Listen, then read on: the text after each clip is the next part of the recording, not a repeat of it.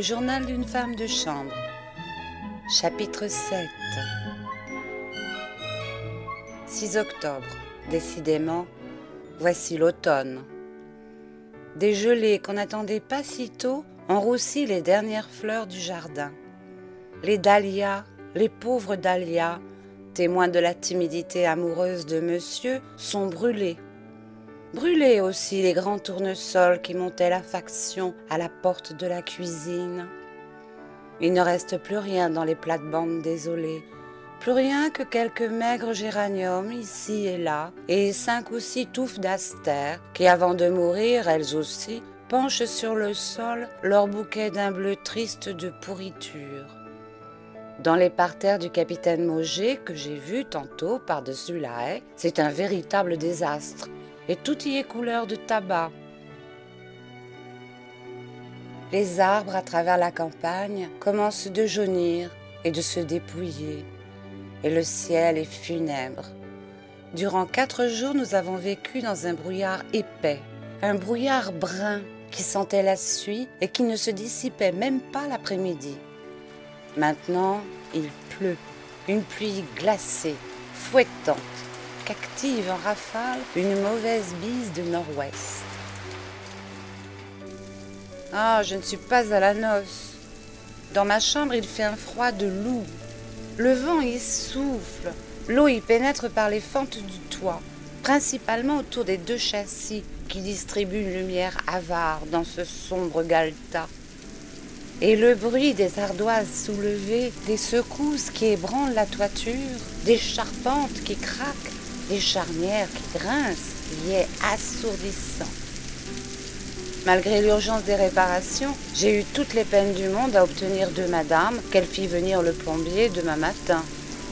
Et je n'ose pas encore réclamer un poêle, bien que je sente, moi qui suis très frileuse, que je ne pourrai continuer d'habiter cette mortelle chambre l'hiver. Ce soir, pour arrêter le vent et la pluie, j'ai dû calfeutrer les châssis avec de vieux jupons.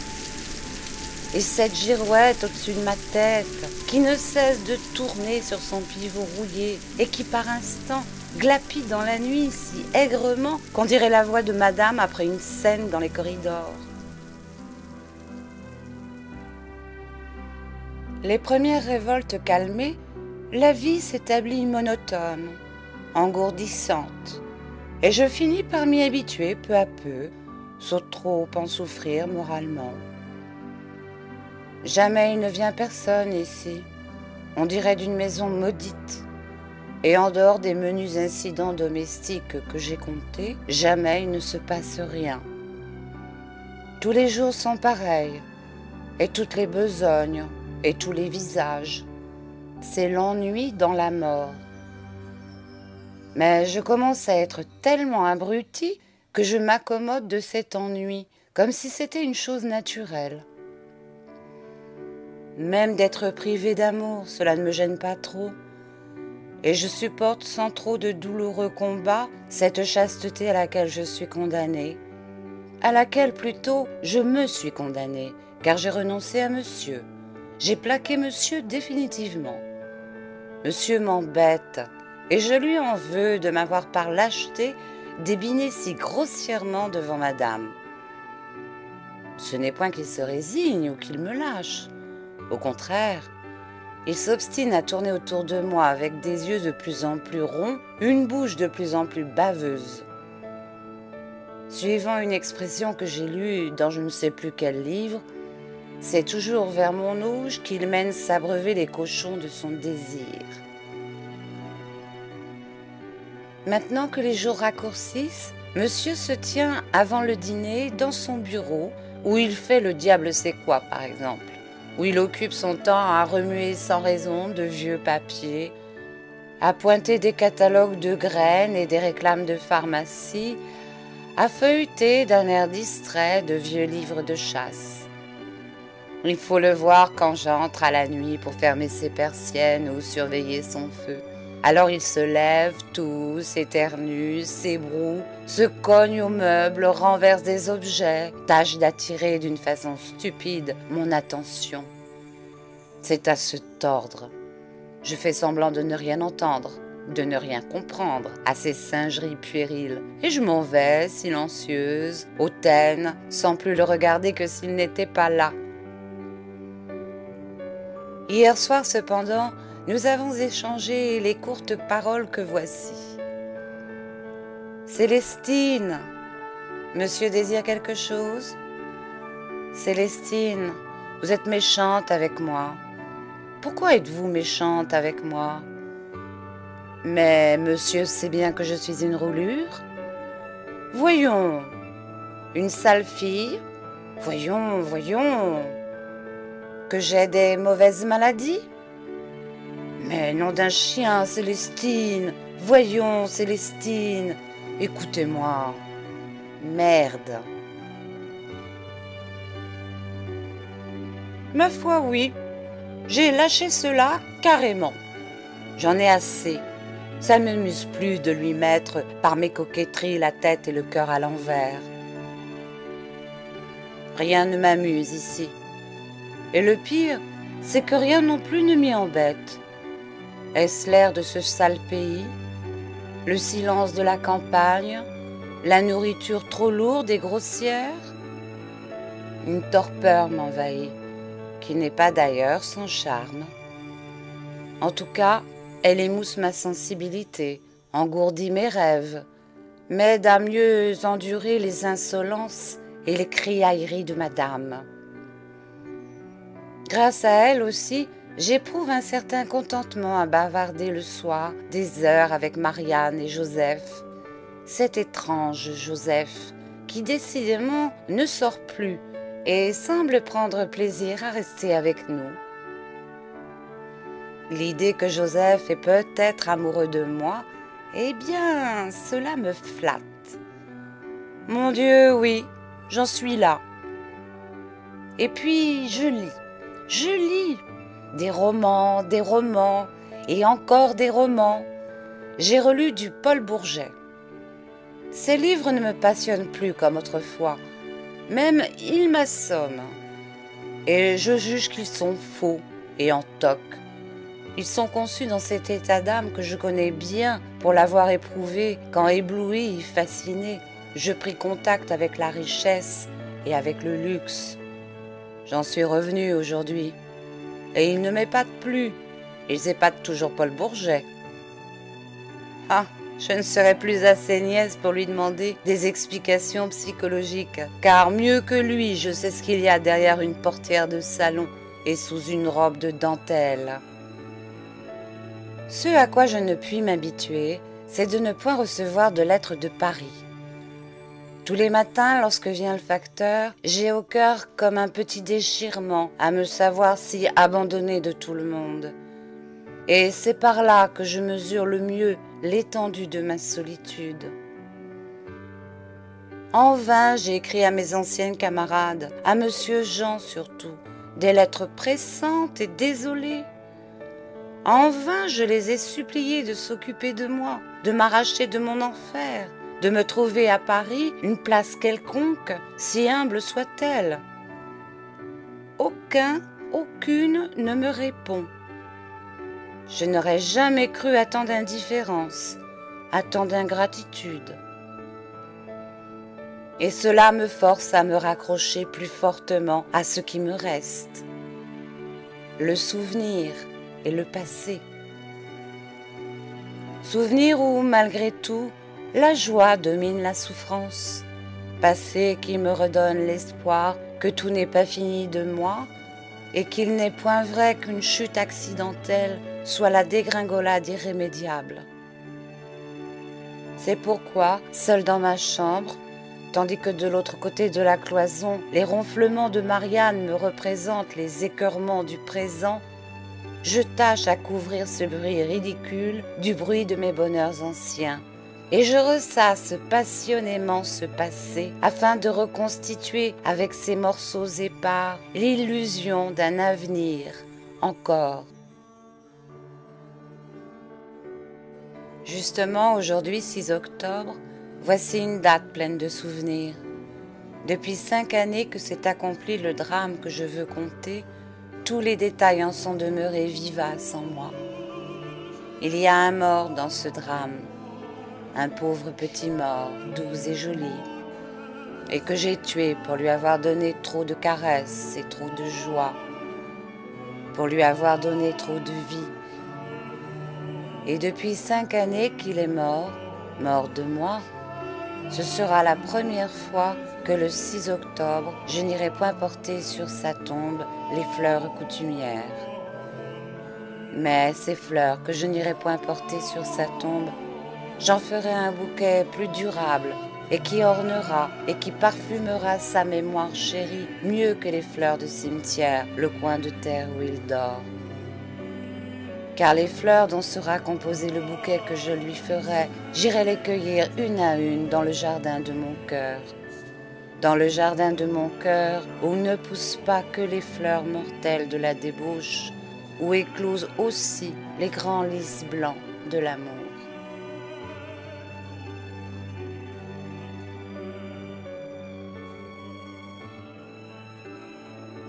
C'était un samedi, je me souviens.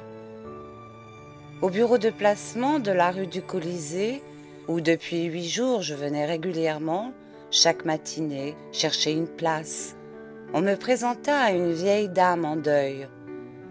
Jamais jusqu'ici je n'avais rencontré visage plus avenant, regard plus doux, manière plus simple. Jamais je n'avais entendu plus entraînantes paroles.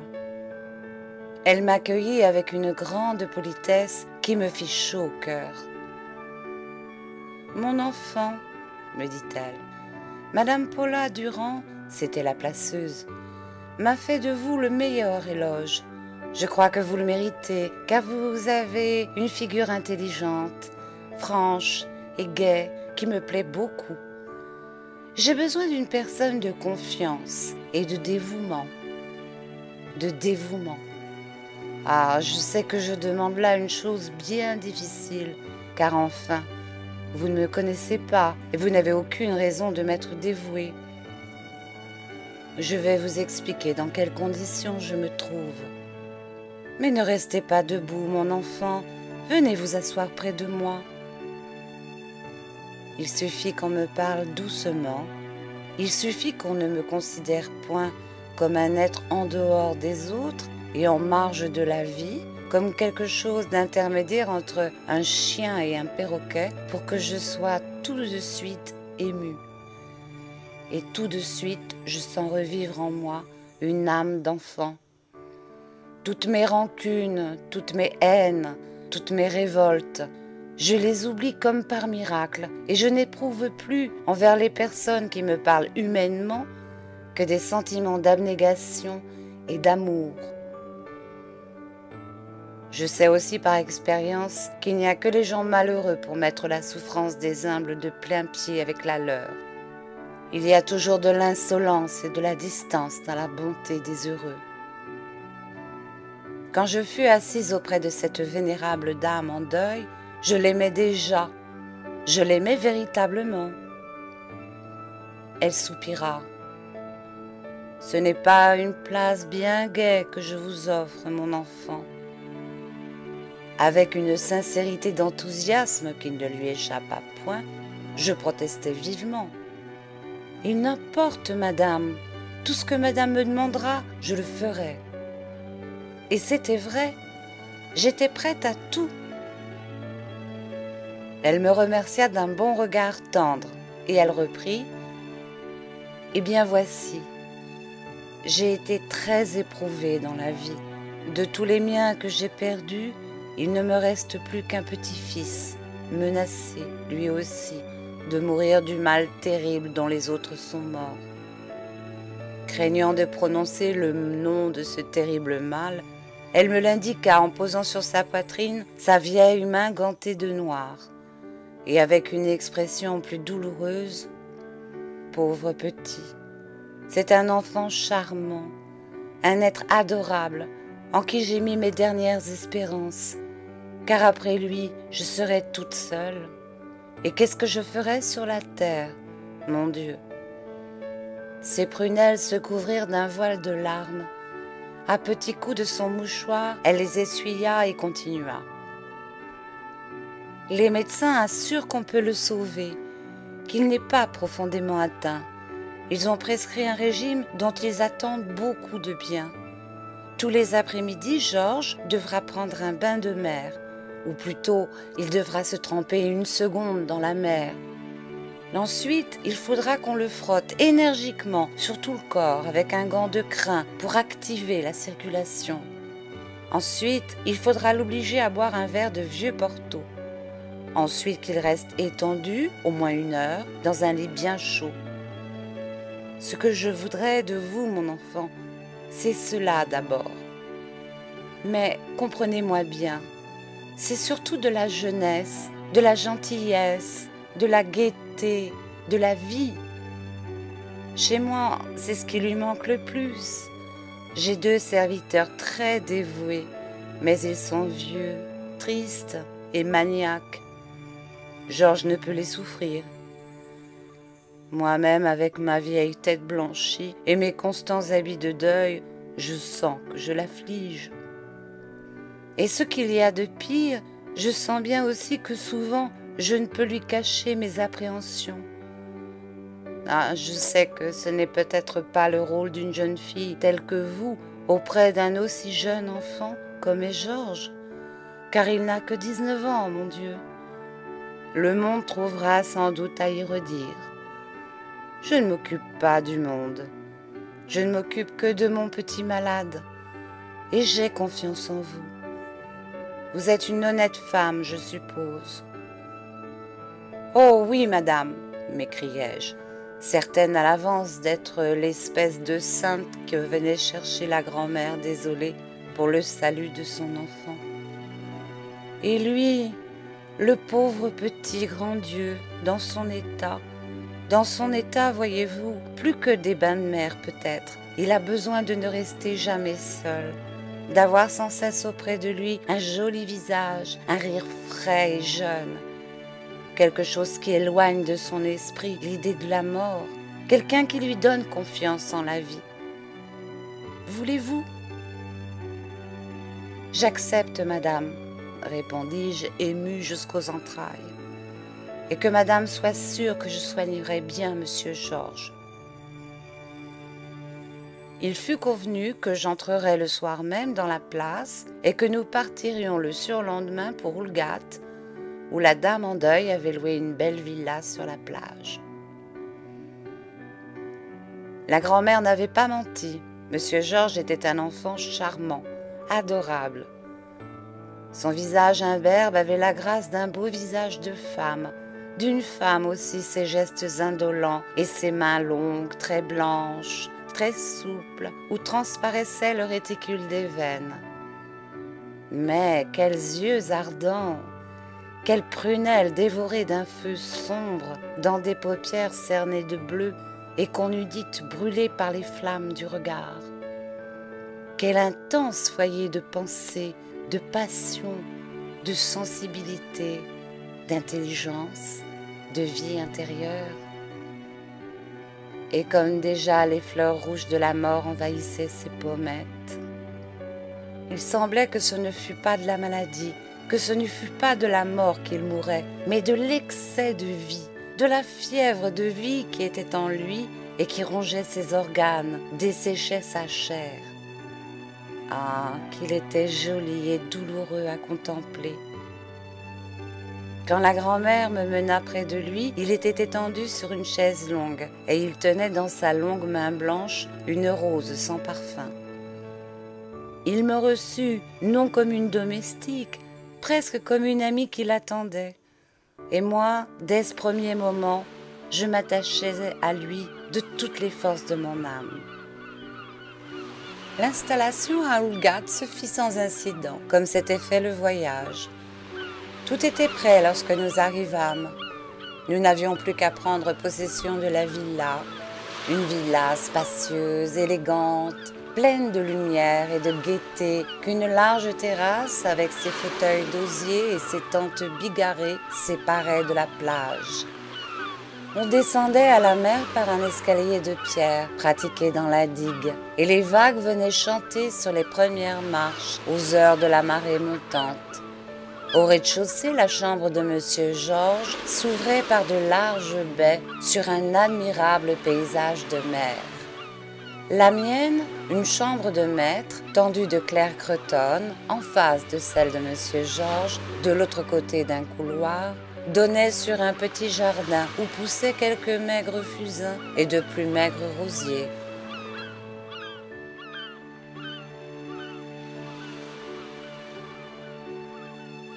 Exprimer par des mots ma joie, ma fierté, mon émotion, tout ce que j'éprouvais d'orgueil pur et nouveau à être ainsi traitée, choyée, admise comme une dame, au bien-être, au luxe, au partage de cette chose si vainement convoitée qu'est la famille, expliquer comment par un simple coup de baguette de cette miraculeuse fée, la bonté, il arriva instantanément que c'en fut fini du souvenir de mes humiliations passées et que je conçus tous les devoirs auxquels m'astreignait cette dignité d'être humain enfin conférée, je ne le puis.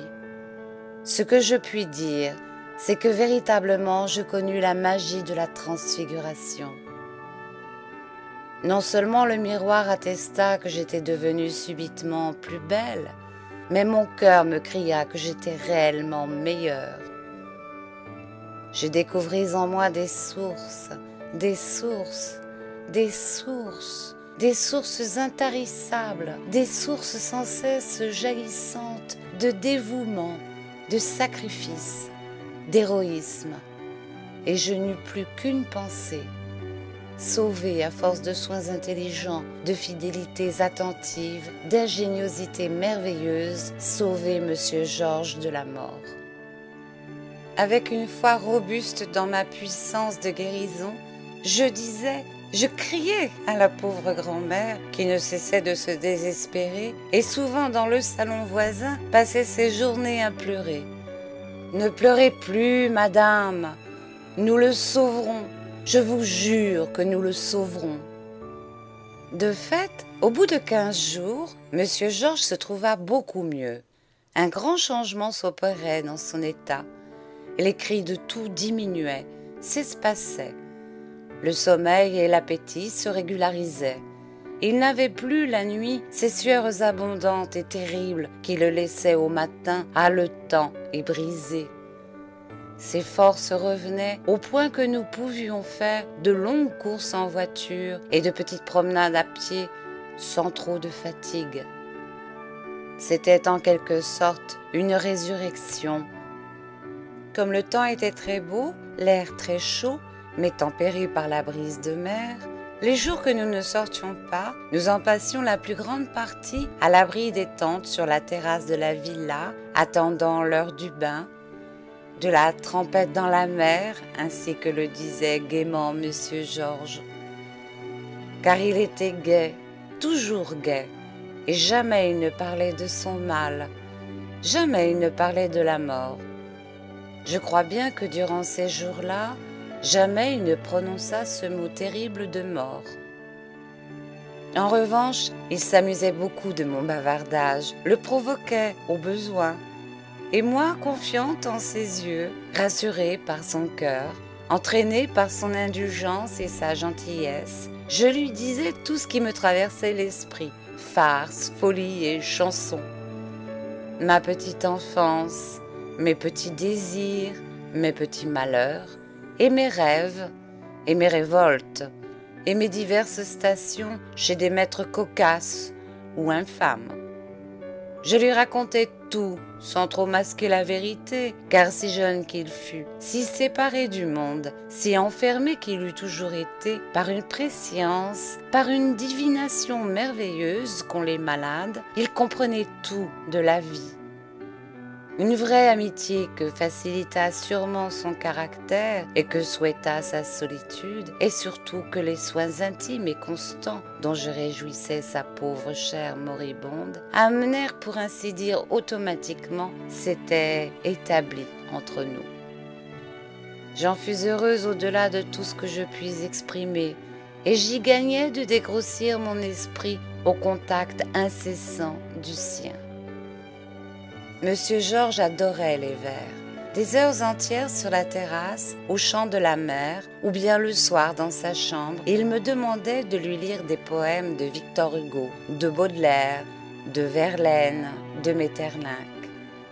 Souvent, il fermait les yeux, restait immobile, les mains croisées sur sa poitrine, et croyant qu'il s'était endormi, je me taisais.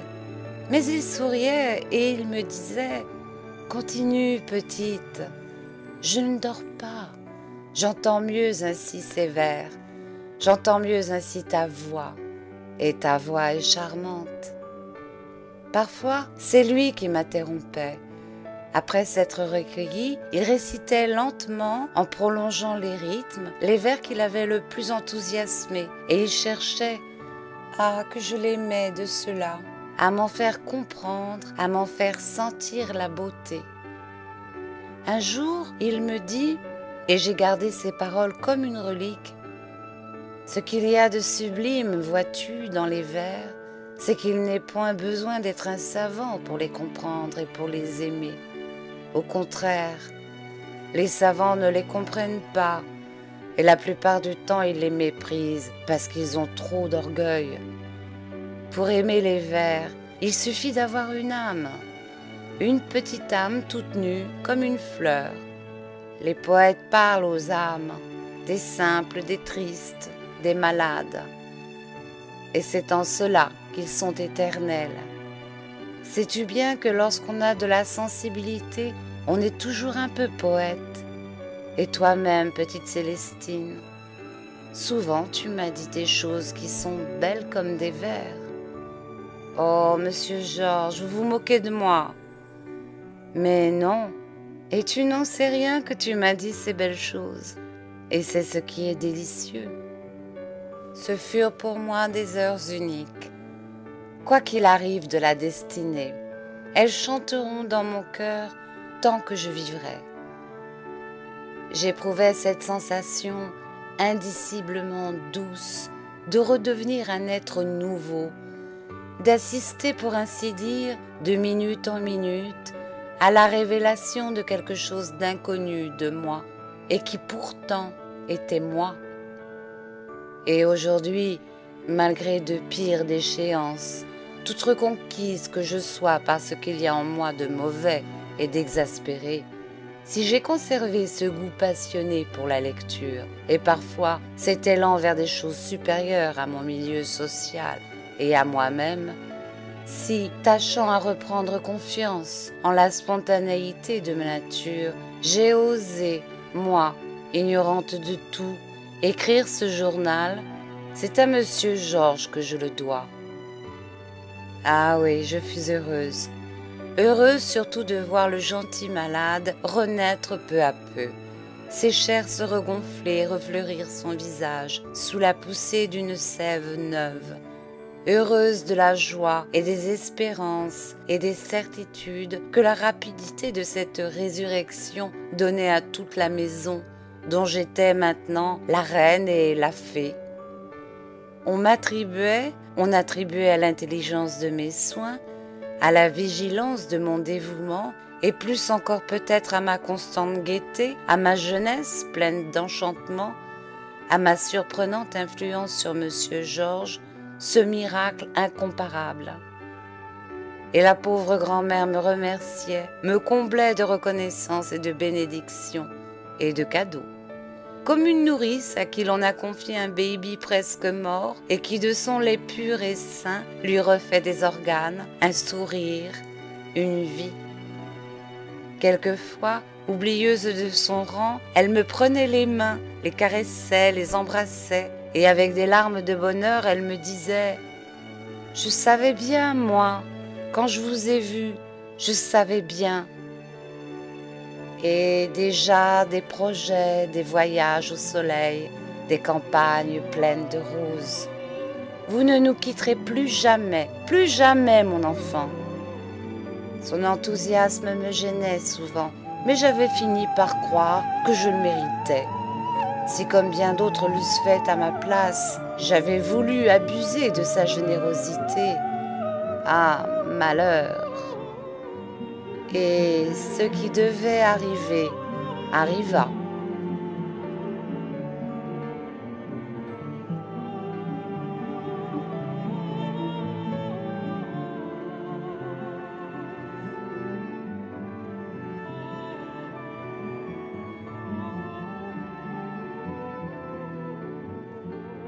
Cette journée-là, le temps avait été très chaud, très lourd, très orageux.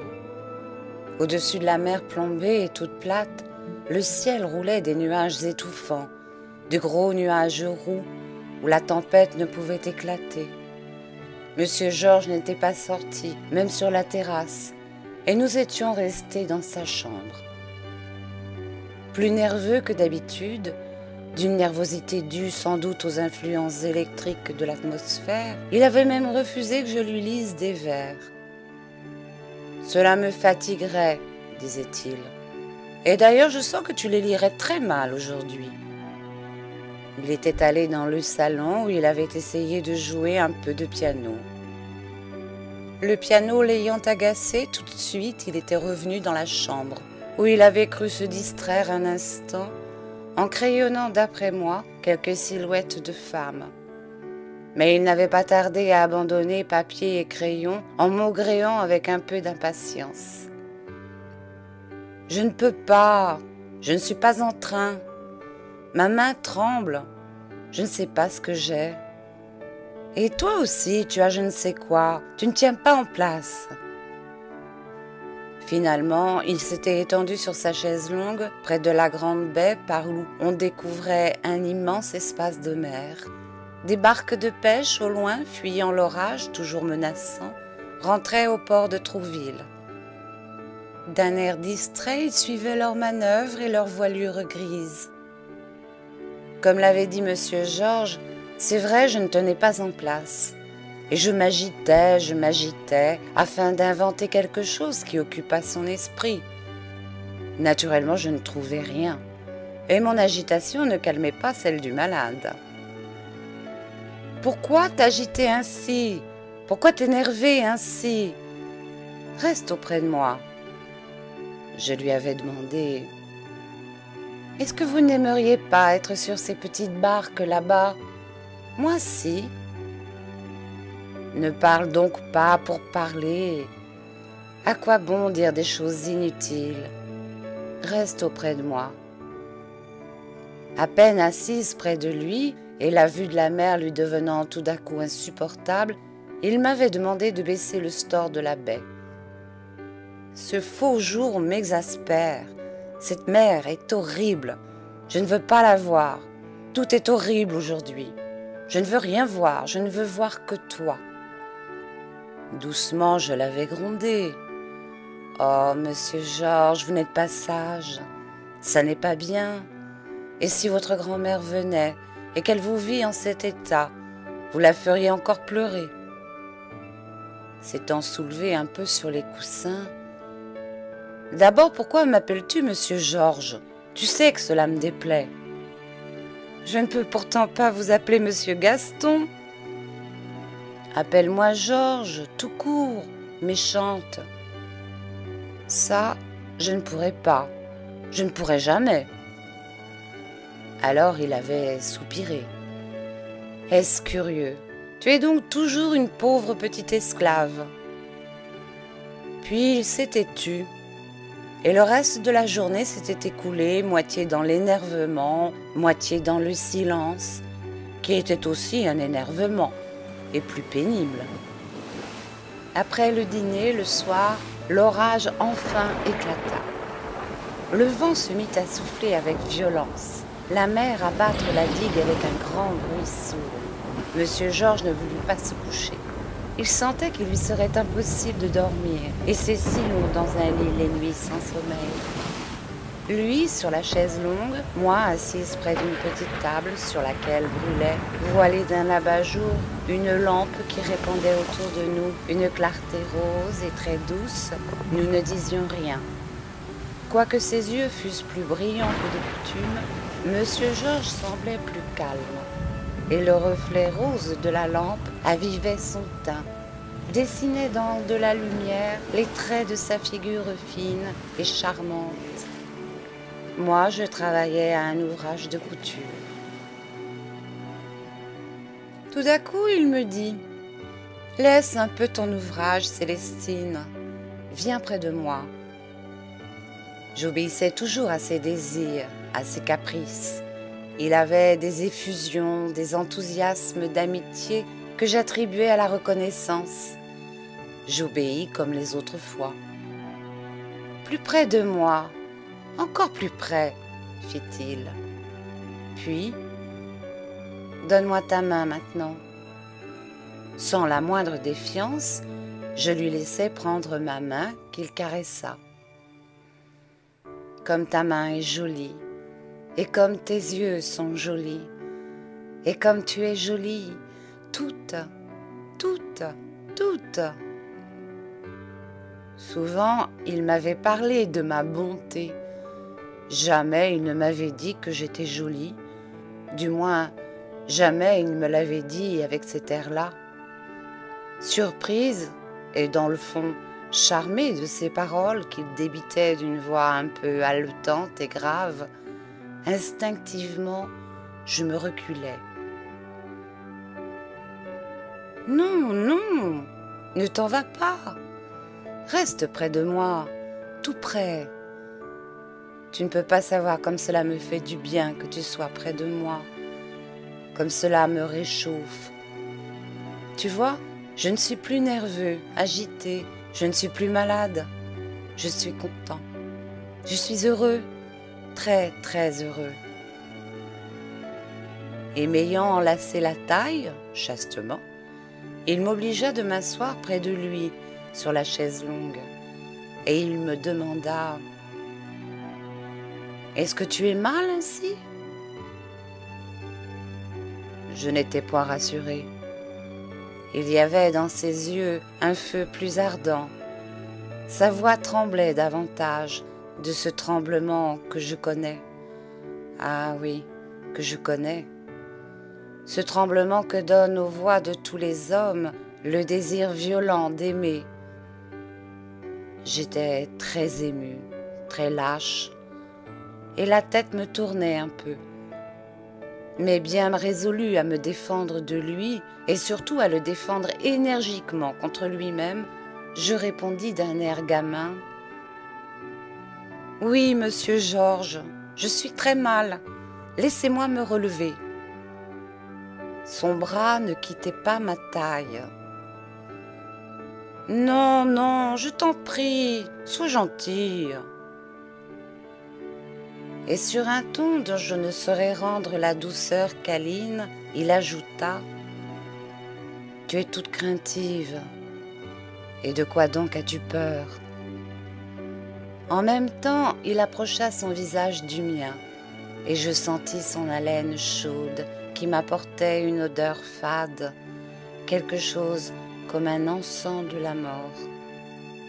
Le cœur saisi par une inexprimable angoisse, je criais « Monsieur Georges, oh, monsieur Georges, laissez-moi, vous allez vous rendre malade. Je vous en supplie, laissez-moi. » Je n'osais pas me débattre à cause de sa faiblesse, par respect pour la fragilité de ses membres. J'essayais seulement, avec quelle précaution, d'éloigner sa main qui, gauche, timide, frissonnante, cherchait à dégrafer mon corsage, à palper mes seins. Et je répétais « Laissez-moi.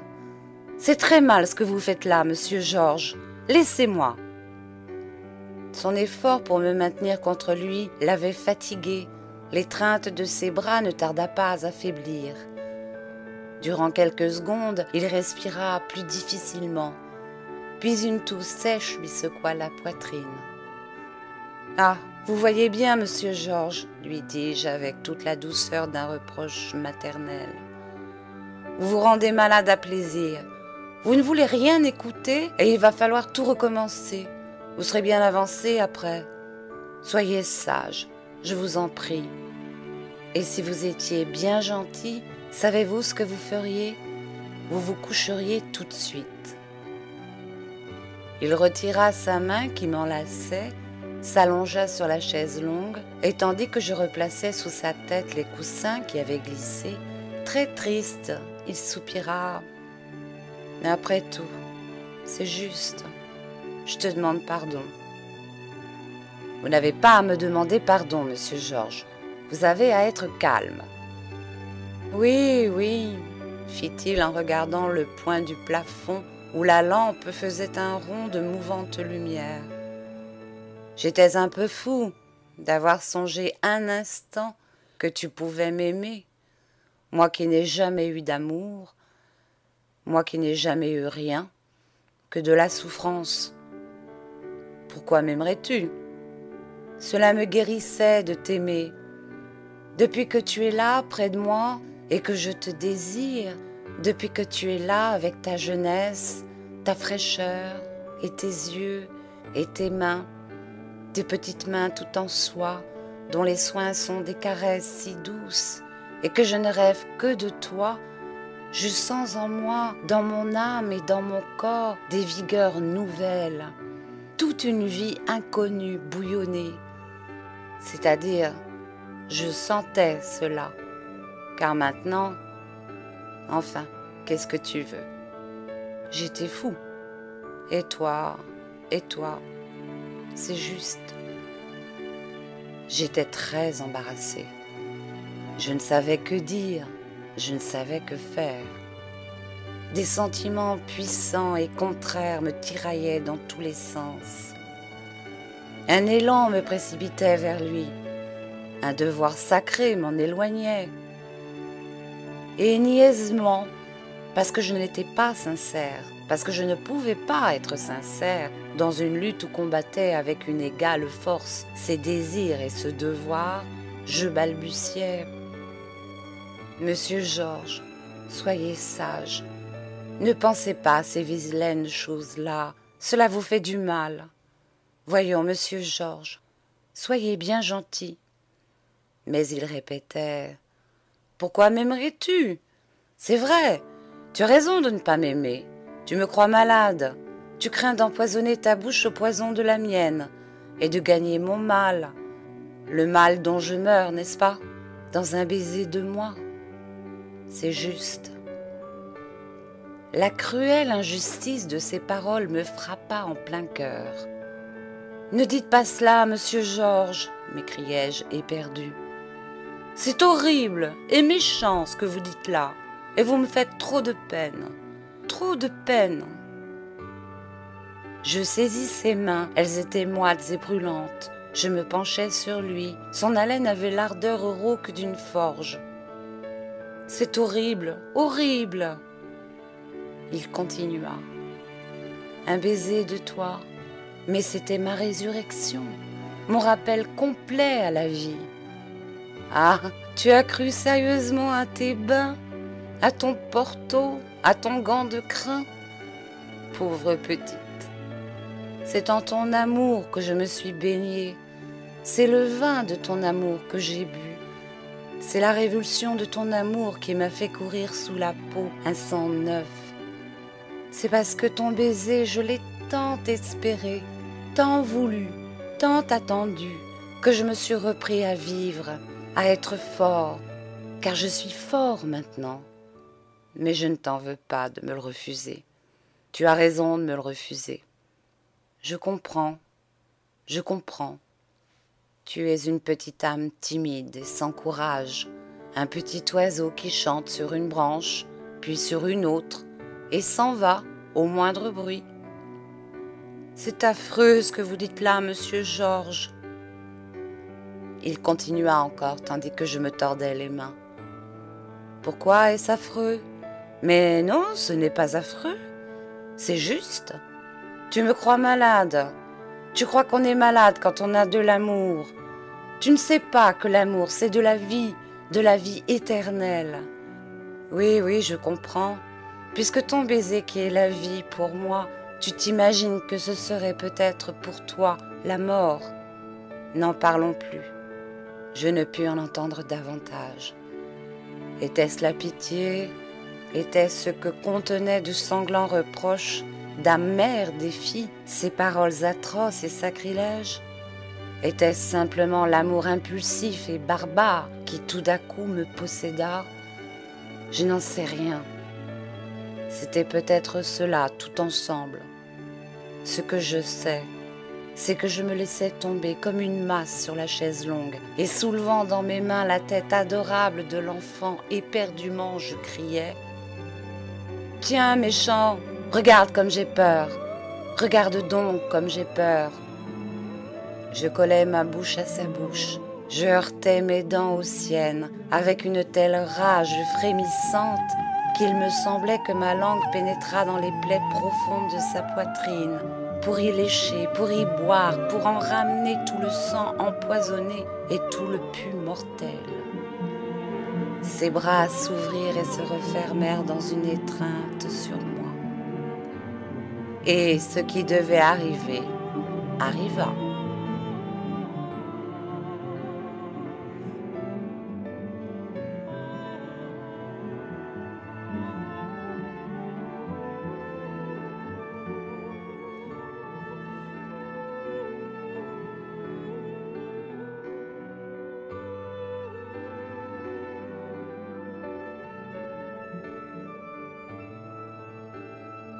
Eh bien non.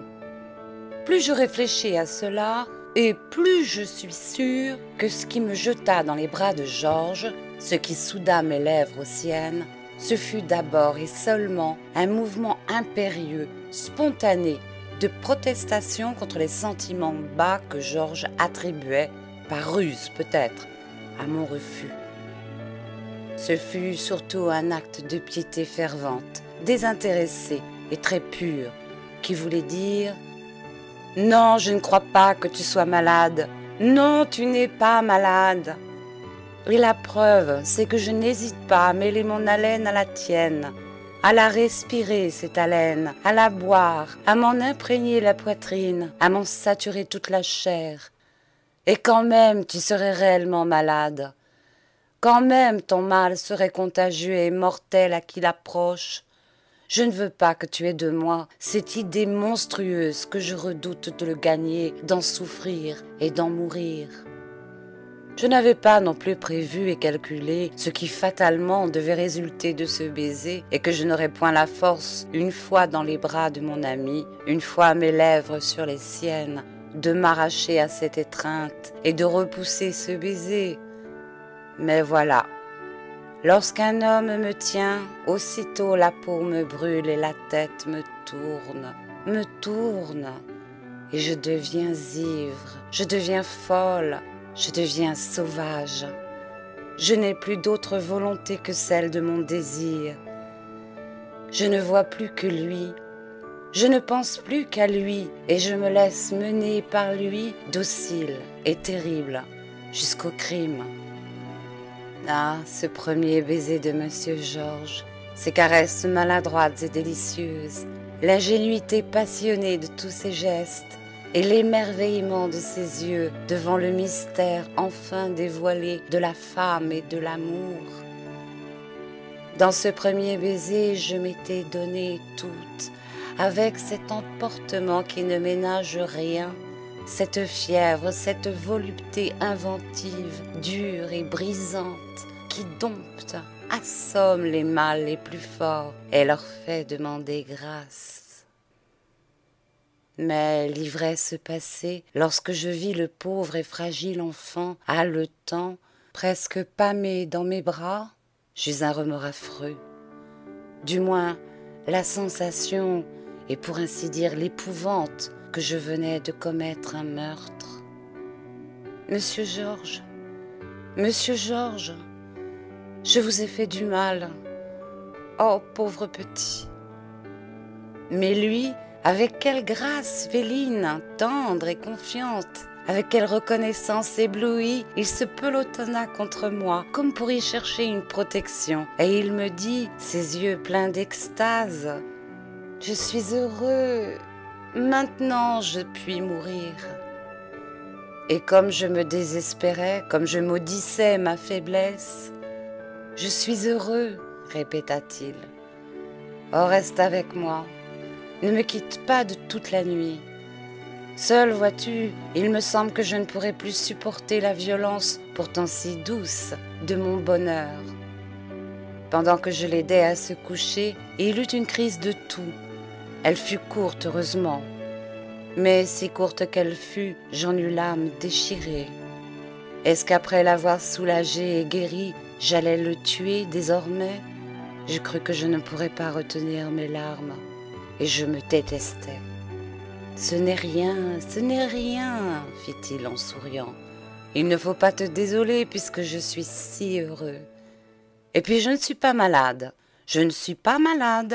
Tu vas voir comme je vais bien dormir contre toi. Car je veux dormir comme si j'étais ton petit enfant entre tes seins, ma tête entre tes seins. Et si votre grand-mère me sonnait cette nuit, monsieur Georges? Mais non, grand-mère ne sonnera pas. Je veux dormir contre toi. » Certains malades ont une puissance amoureuse que n'ont point les autres hommes, même les plus forts. C'est que je crois réellement que l'idée de la mort, que la présence de la mort au lit de luxure est une terrible, une mystérieuse excitation à la volupté.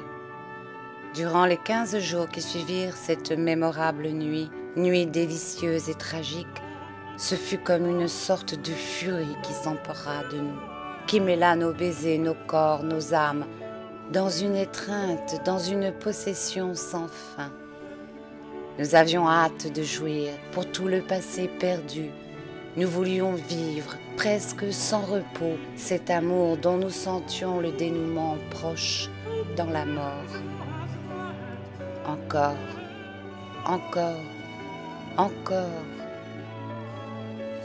Un revirement subit s'était opéré en moi.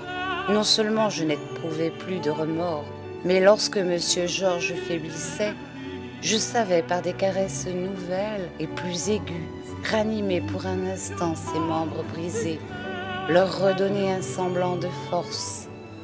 Mon baiser avait la vertu atroce et la brûlure vivifiante d'un moxa. Toujours.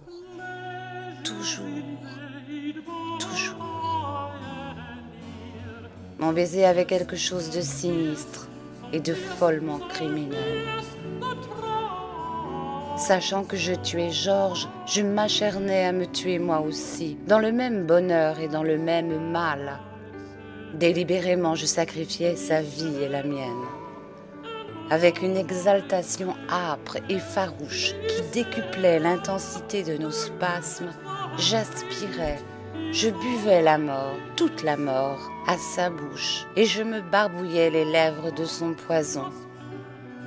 Une fois qu'il toussait, pris dans mes bras d'une crise plus violente que de coutume, je vis mousser à ses lèvres un gros, immonde crachat sanguignolant. « Donne, donne, donne !» Et j'avalais le crachat avec une avidité meurtrière, comme j'eusse fait d'un cordial de vie. Monsieur Georges ne tarda pas à dépérir. Les crises devinrent plus fréquentes, plus graves, plus douloureuses. Il cracha du sang, eut de longues syncopes, pendant lesquelles on le crut mort. Son corps s'amaigrit, se creusa, se décharna, au point qu'il ressemblait véritablement à une pièce anatomique. Et la joie qui avait reconquis la maison se changea bien vite en une douleur morne. La grand-mère recommença de passer ses journées dans le salon, à pleurer, prier, épier les bruits, et l'oreille collée à la porte qui la séparait de son enfant, à subir l'affreuse et persistante angoisse d'entendre un cri, un râle, un soupir, le dernier, la fin de ce qui lui restait de chair et d'encore vivant ici-bas. Lorsque je sortais de la chambre, elle me suivait pas à pas dans la maison et gémissait. « Pourquoi, mon Dieu? Pourquoi? Et qu'est-il donc arrivé ?» Elle me disait aussi, « Vous vous tuez, ma pauvre petite. Vous ne pouvez pourtant pas passer toutes vos nuits auprès de Georges. Je vais demander une sœur pour vous suppléer. » Mais je refusais. et elle me chérissait davantage de ce refus, et aussi de ce qu'ayant accompli déjà un miracle, je pouvais en accomplir un autre encore. Est-ce effrayant? J'étais son dernier espoir. Quant aux médecins mandés de Paris, ils s'étonnèrent des progrès de la maladie et qu'elle eût causé en si peu de temps de tels ravages. Pas une minute, ni eux, ni personne ne soupçonnèrent l'épouvantable vérité. Leur intervention se borna à conseiller des potions calmantes. Seul M. Georges demeurait gai, heureux, d'une gaieté constante, d'un inaltérable bonheur. Non seulement il ne se plaignait jamais, mais son âme se répandait toujours en effusion de reconnaissance. Il ne parlait que pour exprimer sa joie. Le soir, dans sa chambre, quelquefois, après des crises terribles, il me disait « Je suis heureux. Pourquoi te désoler et pleurer? Ce sont tes larmes qui me gâtent un peu la joie ardente dont je suis remplie. Ah, je t'assure que de mourir, ce n'est pas payer cher le surhumain bonheur que tu m'as donné. J'étais perdue, la mort était en moi, rien ne pouvait empêcher qu'elle fût en moi. Tu me l'as rendue rayonnante et bénie. Ne pleure donc pas, chère petite. Je t'adore et je te remercie. Ma fièvre de destruction était bien tombée maintenant. Je vivais dans un affreux dégoût de moi-même, dans une indicible horreur de mon crime, de mon meurtre. Il ne me restait plus que l'espoir, la consolation ou l'excuse que j'eusse gagné le mal de mon ami et de mourir avec lui en même temps que lui. Là où l'horreur atteignait son paroxysme, là où je me sentais précipitée dans le vertige de la folie, c'était lorsque M. Georges, m'attirant à lui de ses bras moribonds, collait sa bouche agonisante sur la mienne, voulait encore de l'amour, appelait encore l'amour, que je n'avais pas le courage, que je n'avais même plus le droit, sans commettre un crime nouveau et un plus atroce meurtre, de lui refuser. Encore ta bouche, encore tes yeux, encore ta joie. Il n'avait plus la force d'en supporter les caresses et les secousses. Souvent, il s'évanouit dans mes bras. Et ce qui devait arriver, arriva.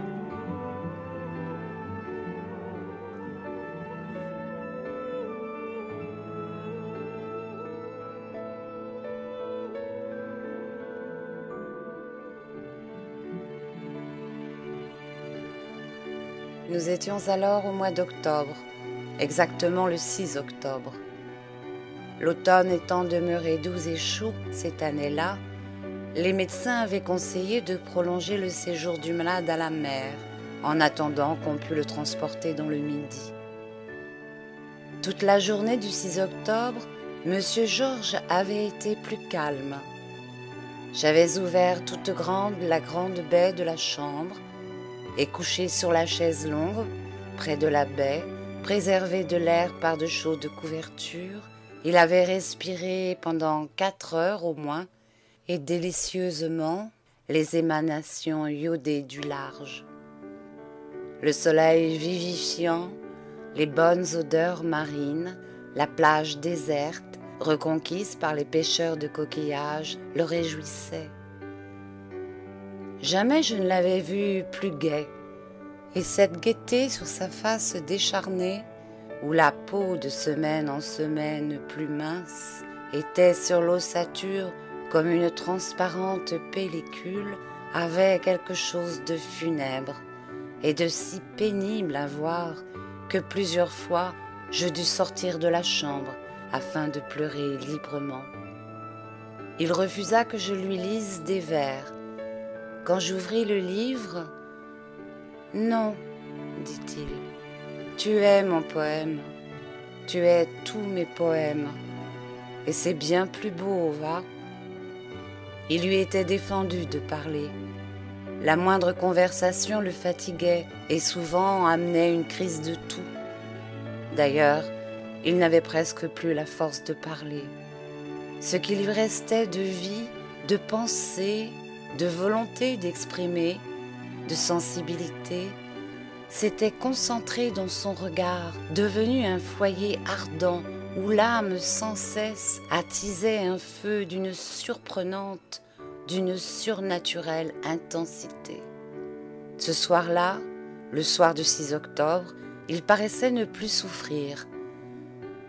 Ah, je le vois encore étendu dans son lit, la tête haute sur l'oreiller, jouant de ses longues mains maigres tranquillement, avec les franges bleues du rideau, et me souriant, et suivant toutes mes allées et venues de son regard, qui dans l'ombre du lit brillait et brûlait comme une lampe. On avait disposé dans la chambre une couchette pour moi, une petite couchette de garde-malade, et, oh, ironie, afin sans doute de ménager sa pudeur et la mienne, un paravent, derrière lequel je pusse me déshabiller. Mais je ne couchais pas souvent dans la couchette. Monsieur Georges voulait toujours m'avoir près de lui. Il ne se trouvait réellement bien, réellement heureux, que quand j'étais près de lui, ma peau nue contre la sienne, nue aussi. Mais hélas, nue comme sont nues les os. Après avoir dormi 2 heures d'un sommeil presque paisible, vers minuit il se réveilla. Il avait un peu de fièvre. La pointe de ses pommettes était plus rouge. Me voyant assise à son chevet, les joues humides de larmes, il me dit sur un ton de doux reproche « Ah, voilà que tu pleures encore.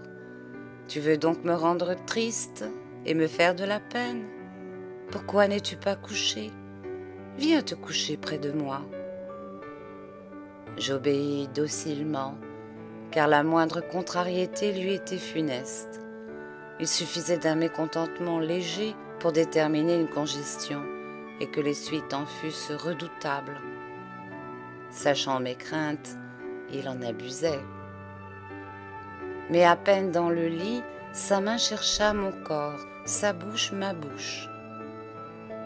Timidement et sans résister, je suppliais. « Pas ce soir, je vous en prie, soyez sage ce soir. » Il ne m'écouta pas. D'une voix tremblante de désir et de mort, il répondit « Pas ce soir, tu répètes toujours la même chose. Pas ce soir, ai-je le temps d'attendre ?» Je m'écriai secouée de sanglots. « Oh, monsieur Georges, vous voulez donc que je vous tue? Vous voulez donc que j'aie toute ma vie le remords de vous avoir tué? Toute ma vie. J'oubliais déjà que je voulais mourir avec lui, mourir de lui, mourir comme lui. Monsieur Georges, par pitié pour moi, je vous en conjure. » Mais ses lèvres étaient sur mes lèvres, la mort était sur mes lèvres. « Tais-toi, fit-il haletant. Je ne t'ai jamais autant aimé que ce soir. » Et nos 2 corps se confondirent. Et le désir éveillé en moi, ce fut un supplice atroce, dans la plus atroce des voluptés, d'entendre parmi les soupirs et les petits cris de Georges, d'entendre le bruit de ses os qui sous moi cliquetaient comme les ossements d'un squelette. Tout d'un coup, ses bras me désenlacèrent et retombèrent inertes sur le lit. Ses lèvres se dérobèrent et abandonnèrent mes lèvres. Et de sa bouche renversée jaillit un cri de détresse, puis un flot de sang chaud qui m'éclaboussa tout le visage. D'un bond, je fus hors du lit. En face, une glace me renvoya mon image, rouge et sanglante. Je m'affolai et courant éperdu dans la chambre, je voulus appeler au secours. Mais l'instinct de la conservation, la crainte des responsabilités, de la révélation de mon crime, je ne sais quoi encore de lâche et de calculé, me fermèrent la bouche, me retinrent au bord de l'abîme où sombrait ma raison. Très nettement, très rapidement, je compris qu'il était impossible que dans l'état de nudité, dans l'état de désordre, dans l'état d'amour où nous étions, Georges et moi, et la chambre, je compris qu'il était impossible que quelqu'un entrât en cet instant dans la chambre. Ô misère humaine! Il y avait quelque chose de plus spontané que ma douleur, de plus puissant que mon épouvante. C'était mon ignoble prudence et mes bas calculs. Dans cette terreur, j'eus la présence d'esprit d'ouvrir la porte du salon, puis la porte de l'antichambre, et d'écouter. Aucun bruit. Tout dormait dans la maison. Alors je revins près du lit. Je soulevai le corps de Georges, léger comme une plume dans mes bras. J'exhaussais sa tête de façon à la maintenir droite dans mes mains. Le sang continuait de couler par la bouche en filaments poisseux. J'entendais que sa poitrine s'évacuait par la gorge avec un bruit de bouteille qu'on vide. Ses yeux révulsés ne montraient plus entre les paupières agrandies que leur globe rougeâtre. Georges, Georges, Georges. Georges ne répondit pas à ses appels, à ses cris. Il ne les entendait pas. Il n'entendait plus rien des cris et des appels de la terre. Georges, Georges, Georges. Je lâchai son corps. Son corps s'affaissa sur le lit. Je lâchai sa tête. Sa tête retomba, lourde, sur l'oreiller. Je posai ma main sur son cœur. Son cœur ne battit pas. Georges, Georges, Georges. L'horreur fut trop forte de ce silence, de ces lèvres muettes, de l'immobilité rouge de ce cadavre et de moi-même. Et brisé de douleur, brisé de l'effrayante contrainte de ma douleur, je m'écroulais sur le tapis, évanouie.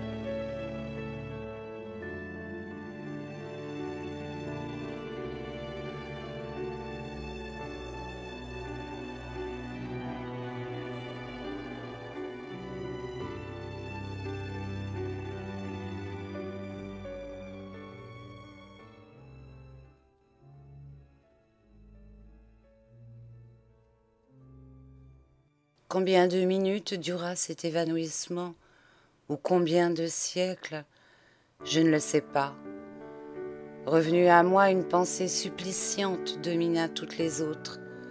Faire disparaître ce qui pouvait m'accuser. Je me lavais le visage, je me rhabillais. Je remis, oui, j'eus cet affreux courage, je remis de l'ordre sur le lit et dans la chambre. Et quand tout cela fut fini, je réveillai la maison. Je criai la terrible nouvelle dans la maison. Ah, cette nuit, j'ai connu cette nuit-là de torture tout ce qu'en contient l'enfer. Et celle d'aujourd'hui me la rappelle. La tempête souffle comme elle soufflait là-bas, la nuit où je commençais sur cette pauvre chair mon œuvre de destruction. Et le hurlement du vent dans les arbres du jardin, il me semble que c'est le hurlement de la mer sur la digue de la jamais maudite villa d'Oulgat.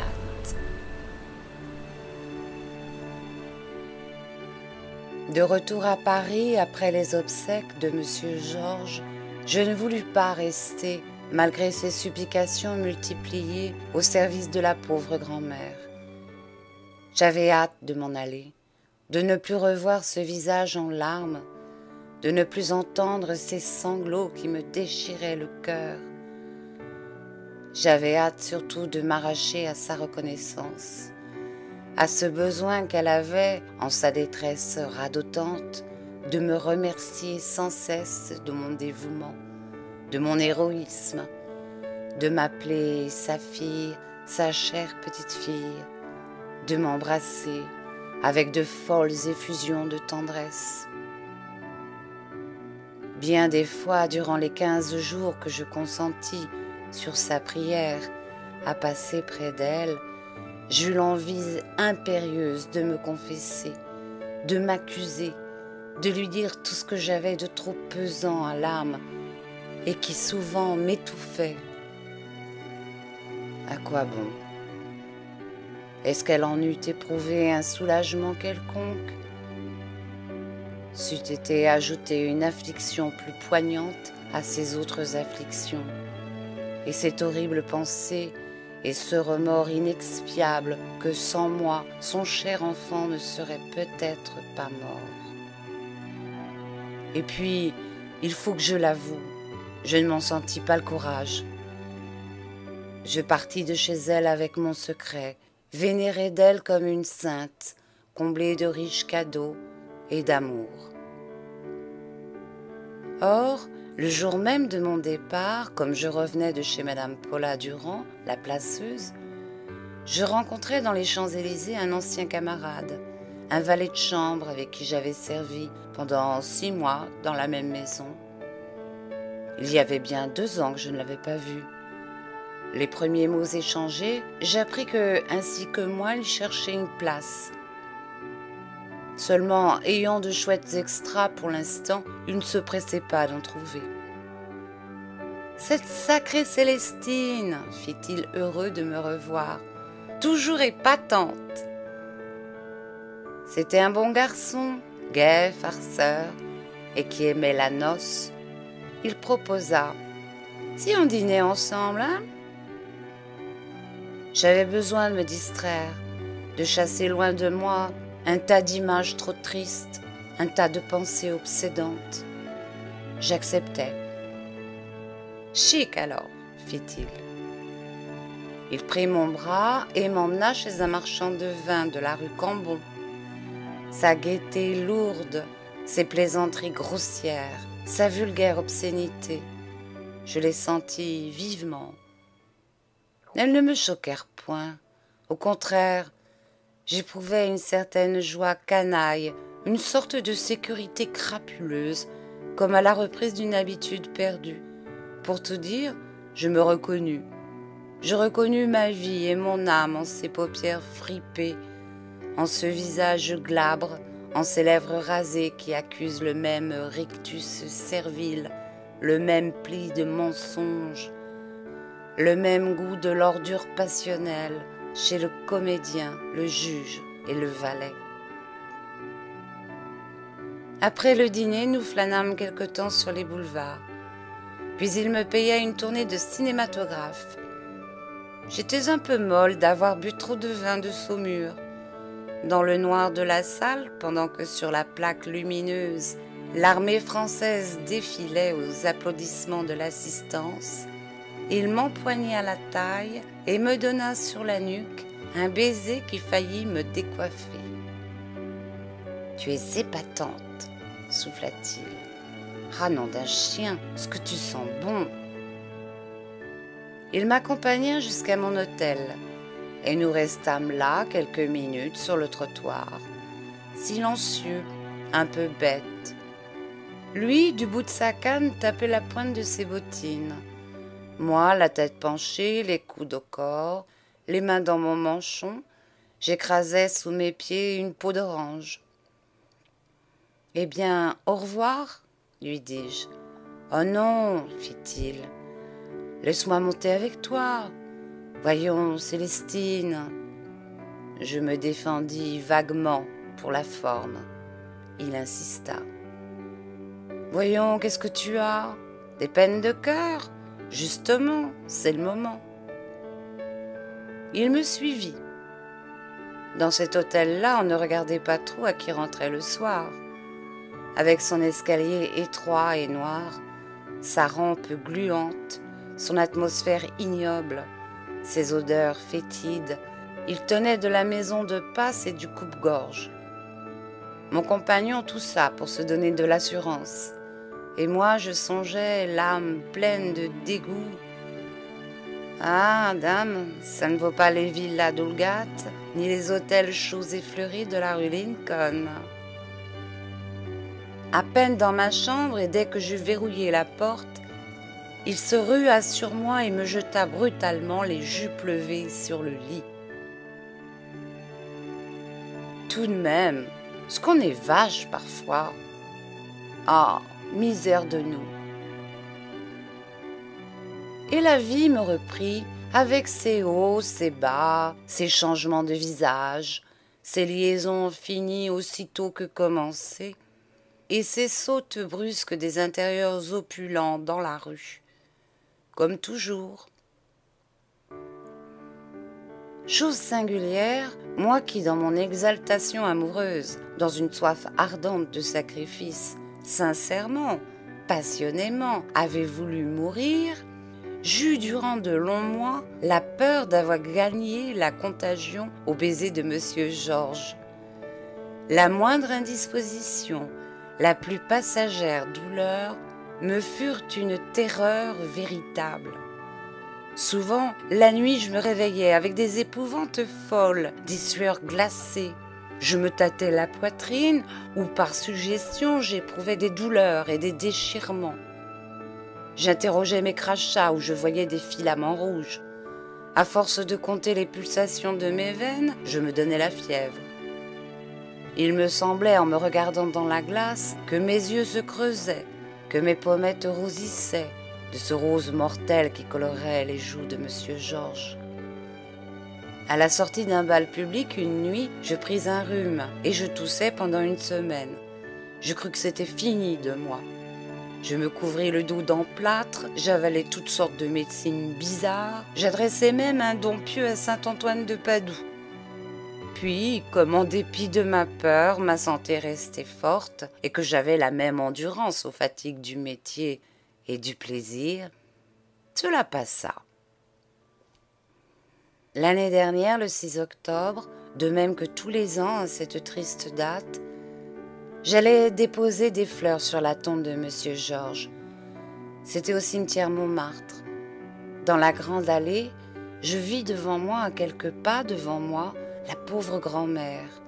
Oh, qu'elle était vieille! Et qu'ils étaient vieux aussi, les deux vieux domestiques qui l'accompagnaient. Voûtée, courbée, chancelante, elle marchait pesamment, soutenue aux aisselles par ses deux vieux serviteurs, aussi voûtés, aussi courbés, aussi chancelants que leur maîtresse. Un commissionnaire suivait, qui portait une grosse gerbe de roses blanches et rouges. Je ralentis mon allure, ne voulant point les dépasser et qu'ils me reconnussent. Caché derrière le mur d'un haut monument funéraire, j'attendis que la pauvre vieille femme douloureuse eût déposé ses fleurs, égrené ses prières et ses larmes sur la tombe de son petit-fils. Ils revinrent du même pas accablés par la petite allée, en frôlant le mur du caveau où j'étais. Je me dissimulais davantage pour ne point les voir, car il me semblait que c'étaient mes remords, les fantômes de mes remords qui défilaient devant moi. M'eût-elle reconnu? Oh, je ne le crois pas. Ils marchaient sans rien regarder, sans rien voir de la terre autour d'eux. Leurs yeux avaient la fixité des yeux d'aveugles. Leurs lèvres allaient, et aucune parole ne sortait d'elles. On eût dit de trois vieilles âmes mortes, perdues dans le dédale du cimetière et cherchant leur tombe. Je revis cette nuit tragique, et ma face toute rouge, et le sang qui coulait par la bouche de Georges. Cela me fit froid au cœur. Elles disparurent enfin. Où sont-elles aujourd'hui, ces trois ombres lamentables? Elles sont peut-être mortes, un peu plus.